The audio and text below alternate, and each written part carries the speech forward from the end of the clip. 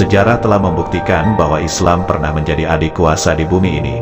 Dengan berdasarkan Al-Quran dan As-Sunnah, maka Islam telah membuktikan kebenarannya, yang membawa umat manusia dari tak beradab menjadi manusia yang memiliki peradaban tinggi.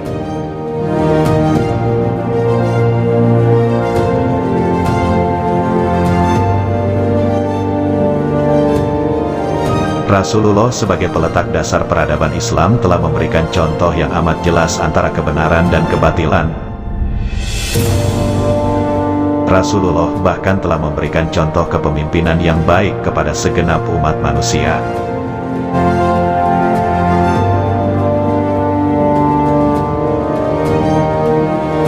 Al-Quran dan Sunnah merupakan dua dasar fundamental penegak peradaban Islam. Keduanya merupakan asas bagi peradaban Islam.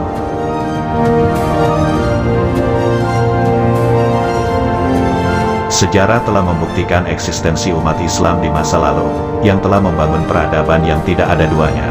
Bahkan Eropa sendiri jauh tertinggal pada zaman tersebut sehingga disebut The Dark Ages, zaman kegelapan, sementara peradaban Islam disebut The Golden Ages, zaman keemasan.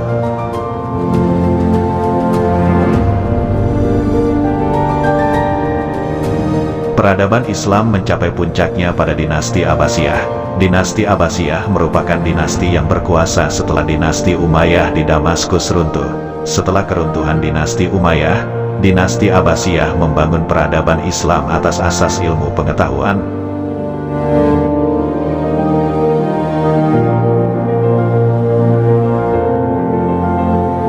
Selain itu, dinasti Abbasiyah pernah menjadikan aliran Mu'tazilah sebagai aliran resmi negara. Aliran ini didukung oleh Khalifah Al-Ma'mun, anak dari Harun Ar-Rasyid. Hal ini menimbulkan pengkajian Al-Quran secara rasional, karena Mu'tazilah sendiri mengkaji Al-Quran sesuai dengan logika.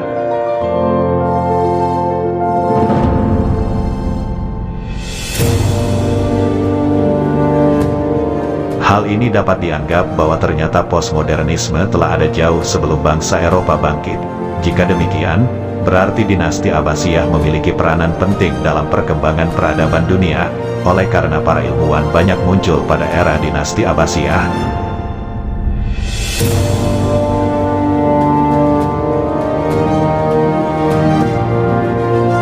Dinasti Abbasiyah sebagai pesaing dinasti Umayyah tentu ingin membangun peradaban Islam melebihi dinasti Umayyah.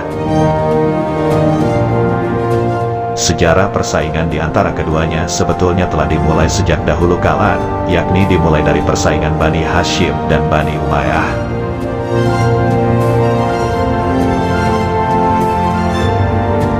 Persaingan antara Bani Hashim dengan Bani Umayyah itu sudah berjalan lebih dari 100 tahun sebelum Nabi lahir. Padahal mereka merupakan sebuah keluarga besar yang seharusnya tak terpisahkan.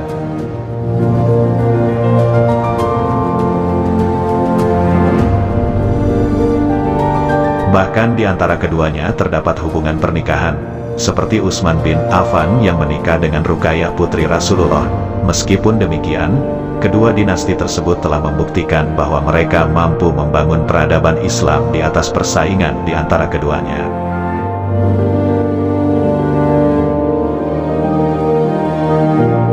Bahkan dinasti Abbasiyah telah membangun peradaban yang gemilang di bawah pimpinan Harun Ar-Rasyid. Meskipun dinasti Abbasiyah merupakan puncak peradaban, dinasti Abbasiyah pun mengalami kemunduran dan kehancuran.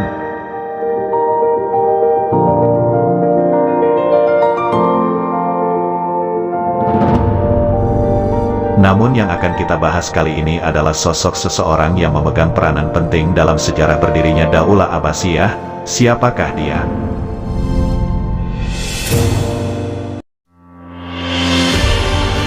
Laki-laki tangguh ini adalah seseorang yang memegang peranan penting dalam sejarah berdirinya Daulah Abbasiyah.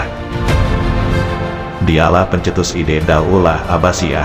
Dia juru taktik dan tokoh intelektual di belakang saudaranya Abu al-Abbas as-Saffah, Khalifah pertama Daulah Abbasiyah.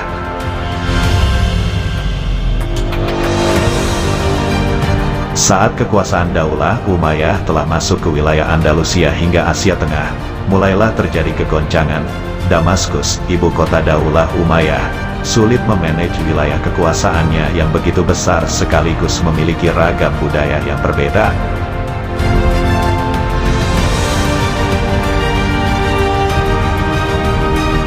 Para sejarawan menyebutkan bahwa faktor utama runtuhnya Daulah Umayyah adalah kegagalan mereka berinteraksi dengan ragam etnik dan budaya yang heterogen.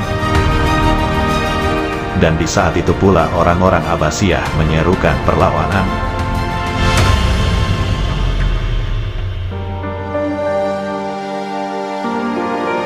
Abu Ja'far al-Mansur begitu jeli melihat kelemahan Daulah Umayyah. Ia pandai memposisikan diri di kalangan orang-orang Persia dan Asia Tengah. Ia tahu bagaimana mengarahkan potensi perbedaan etnik dan budaya menjadi sebuah energi positif yang membangun, tidak melulu menghembuskan energi negatif yang hanya memicu sengketa dan perpecahan.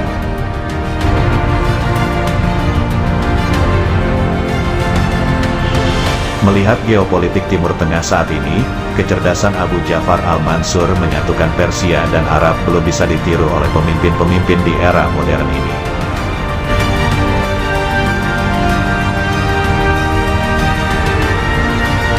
Di negeri yang sedang dibangun Abu Ja'far, tidak ada identitas kesukuan, identitas seseorang hanya disandarkan pada Islam saja. Hebatnya, ia juga mampu mengkompromikan antara budaya Arab dan Persia yang dikenal sangat sulit bersatu.